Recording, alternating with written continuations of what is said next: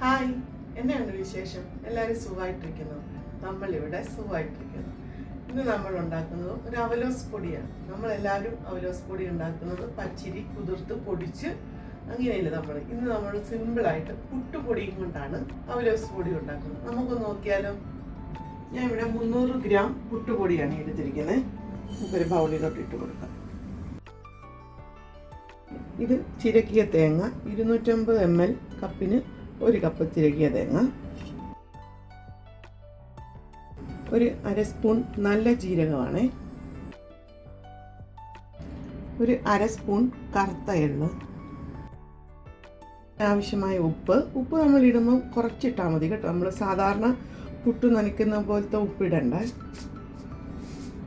ഇനി നമുക്ക് ഇത് നന്നായിട്ടൊന്ന് മിക്സ് ചെയ്യാവേ. തേങ്ങയും പുട്ടുപൊടിയും എല്ലാം കൂടി യോജിച്ച് വരുന്ന പോലെ നമുക്ക് നന്നായിട്ടൊന്ന് മിക്സ് ചെയ്യാം. അപ്പോൾ ഈ തേങ്ങയുടെ ഒരു നനവും കൊണ്ട് തന്നെ ഈ പുട്ടുപൊടി ഒന്ന് നനഞ്ഞ് കിട്ടും. ഈ പോരാന്നുണ്ടെങ്കിൽ നമ്മൾ ചെറുതായിട്ടൊന്ന് വെള്ളം തളിച്ച് കൊടുക്കണം. നമുക്കൊരു 2 സ്പൂൺ വെള്ളം ഇങ്ങനെ ഒന്ന് തളിച്ച് കൊടുക്കാവേ.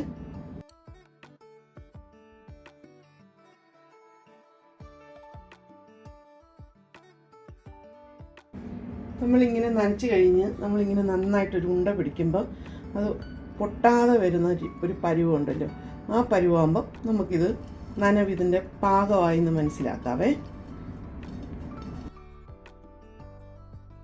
ഒരു 10 മിനിറ്റ് നമുക്കിത് റെസ്റ്റ് ചെയ്യാൻ വെക്കാം. അത് കഴിഞ്ഞിട്ട് നമുക്ക് പാനിലിട്ട് റോസ്റ്റ് ചെയ്തെടുക്കാം, അവലോസ് പൊടിയാക്കി എടുക്കാം. നമുക്കൊരു നല്ല ചൂടുകട്ടിയുള്ളൊരു പാൻ വെക്കണേ. നമ്മുടെ നാട്ടിലൊക്കെയാണ് നമുക്ക് നല്ല ഉരുളിയിലാണ് നമ്മുടെ അമ്മച്ചിമാരൊക്കെ പുട്ടും അവലോസ് പൊടി തയ്യാറാക്കുന്നത്. ഇതിപ്പോൾ നല്ലൊരു കട്ടിയുള്ളൊരു പരന്ന വിസ്തീർണമുള്ളൊരു പാത്രം എടുക്കണം. നമുക്കിനി അതിലോട്ട് നമ്മൾ ഈ നനച്ച് വെച്ച പുട്ടുപൊടിയും തേങ്ങാ മിക്സ് കൂടെ ചേർത്ത് കൊടുക്കാം.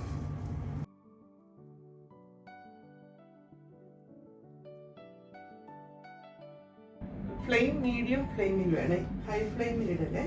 ഇനി നമ്മൾ കൈ വിടാതെ ഇത് നന്നായിട്ട് ഇളക്കി കൊടുക്കണം.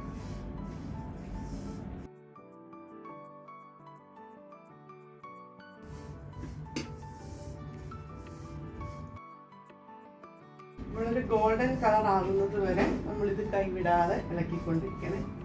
എൻ്റെയൊക്കെ ചെറുപ്പത്തിൽ 4 മണിക്കൊക്കെ സ്കൂൾ വിട്ട് വരുമ്പോൾ അമ്മച്ചി തരുന്ന ഒരു പലഹാരമാണ് ഇതും കട്ടൻ കാപ്പിയും കൂടെ നല്ലൊരു കോമ്പിനേഷൻ, പ്രത്യേകിച്ച് മഴ സമയത്ത്. നമ്മളൊരു ഇത്തിരി ക്ഷമയോടുകൂടി ഒരു 10-25 മിനിറ്റ് കൈവിടാതെ ഇളക്കുമ്പോഴേ ആ ഗോൾഡൻ കളറായി വരത്തുള്ളേ. അവലോസ് പൊടിയുടെ കളറൊക്കെ മാറി ഒരു ഗോൾഡൻ കളറായിട്ടുണ്ടേ. അപ്പോൾ കറക്റ്റ് പാകം. നമ്മളിങ്ങനെ ഒന്ന് പിടിച്ചു നോക്കുമ്പോൾ ഇങ്ങനെ തരി പോലെ കിട്ടുന്നുണ്ട്. വെള്ളമയം ഒന്നുമില്ല, നല്ല ഫ്രൈ ആയിട്ടുണ്ട്. ഇത് മതി. നമുക്കൊരു ഗോൾഡൻ ഇനി ഒന്നും കൂടെ ഇത് ചെറുതായിട്ടൊരു മൂപ്പ് വരും.